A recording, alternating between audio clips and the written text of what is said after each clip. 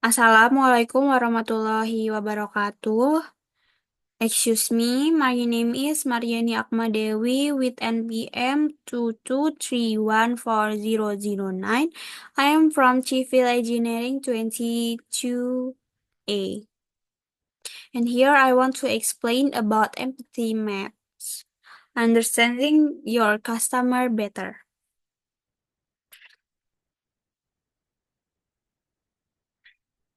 Empathy map is a visual tool used in design thinking to deeply understand the experience, behavior, and feelings of user.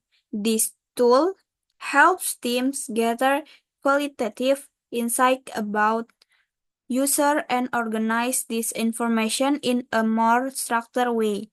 An empathy maps help visualize what user thinks, feel, see, hear, say, and do. Struktur empathy map. Empathy map biasanya dibagi menjadi beberapa kuadran utama, masing-masing berfokus pada aspek berbeda dari pengalaman pengguna. And then number one says or apa yang mereka katakan. Pernyataan langsung dari pengguna yang mencerminkan sikap, pendapat, atau sikap mereka. Contohnya, saya tidak suka menggunakan aplikasi ini karena ini terlalu rumit. Number two, things atau apa yang mereka pikirkan. Pikiran dan perasaan internal pengguna yang mungkin tidak selalu mereka nyatakan. Contohnya, apakah aplikasi ini aman untuk digunakan?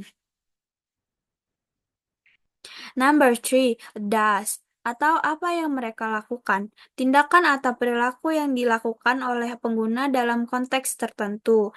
Contoh, menggunakan aplikasi hanya pada waktu tertentu atau hanya untuk tugas-tugas tertentu gitu. Number five, feels atau apa yang mereka rasakan.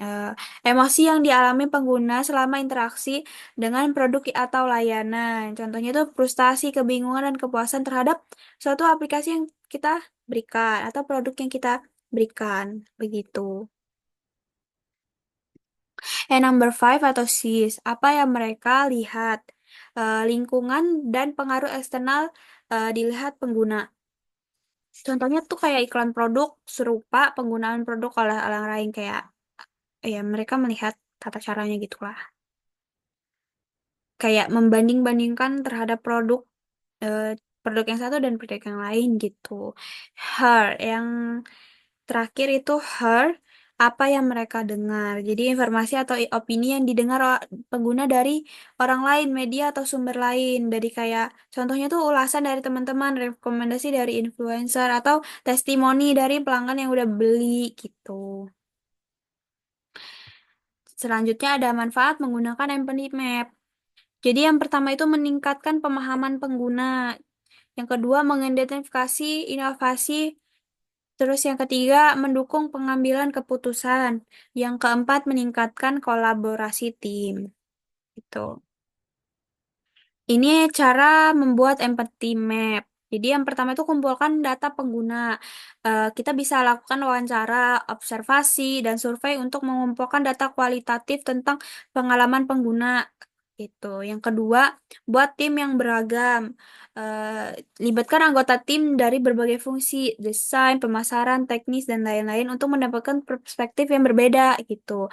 Yang ketiga, menggunakan template empathy map. Jadi gunakan template yang telah disiapkan atau buat sendiri dengan membagi papan menjadi 6 kuadran, yaitu yang pertama say, thinks, does, feel, sees, and hears. Kayak yang tadi.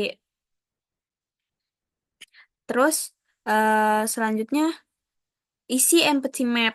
Isi setiap kuadran dengan informasi yang relevan berdasarkan data yang telah dikumpulkan. Gunakan kutipan langsung dari pengguna untuk bagian says. Jadi kayak apa yang udah mereka apa yang mereka bicarakan gitu kan ya. Kita memberikan kayak komentar-komentar mereka, testimoni mereka kita pakai di situ gitu. Kita masukin. Yang kelima itu diskusikan dan refleksikan. Jadi diskusikan hasil empathy map dengan tim untuk mendapatkan wawasan tambahan dan memastikan pemahaman bersama gitu. Yang terakhir, kesimpulannya. Jadi, empathy map adalah alat penting dalam proses design thinking yang membantu tim untuk memahami pengguna secara lebih mendalam dan menciptakan solusi yang lebih relevan dan efektif. Dengan menggunakan empathy map, tim dapat mengidentifikasi kebutuhan pengguna yang belum terpenuhi, mengembangkan ide-ide inovatif, dan membuat keputusan yang lebih baik yang berpusat pada pengguna. Jadi kita bisa dapat apa sih yang masih kurang sama produk kita kayak gitu. Jadi kita bisa menganalisis apa yang perlu diperbaiki atau apa yang perlu kita tambahkan dalam suatu produk atau layanan yang kita jual itu gitu. Mungkin ini aja yang bisa saya jelaskan dan saya sampaikan. Kurang lebihnya saya mohon maaf. Terima kasih. Wassalamualaikum warahmatullahi wabarakatuh.